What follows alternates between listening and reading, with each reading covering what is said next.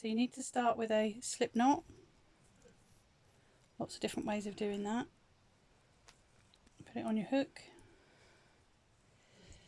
Put your 2 squares face to face, so good side to good side.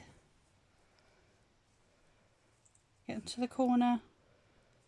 You want to put your hook in just one side of the stitch.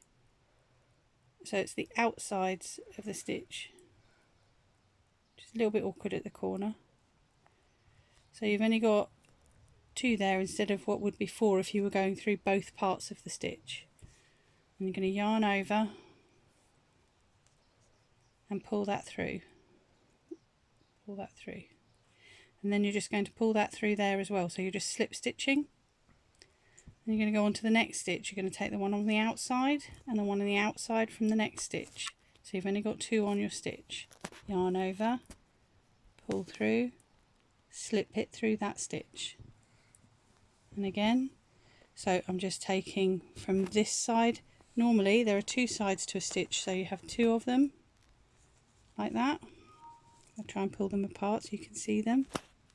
But you only want one, you want the outside stitch. So that side of the stitch, and oh, it's a little bit awkward, that side of the stitch.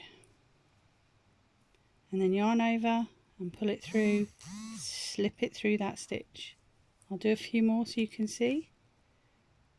This side of the stitch, this side of the stitch. Pull it through, sorry, and then slip it through. This side of the stitch and this side of the stitch, yarn over, pull it through and just slip stitch it through. This side of the stitch, that side of the stitch, pull it through. Okay, so you get the drift. You do that all the way to the end, and then you would simply yarn over and pull it through, extend and pull, and then cut it off. And that will look, I mean, I've done it a different colour so you can see it. That will leave you with a nice neat join.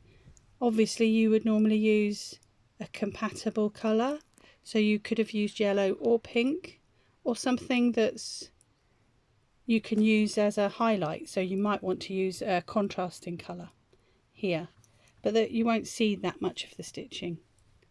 So that's how you do the Attic24 joining crochet squares.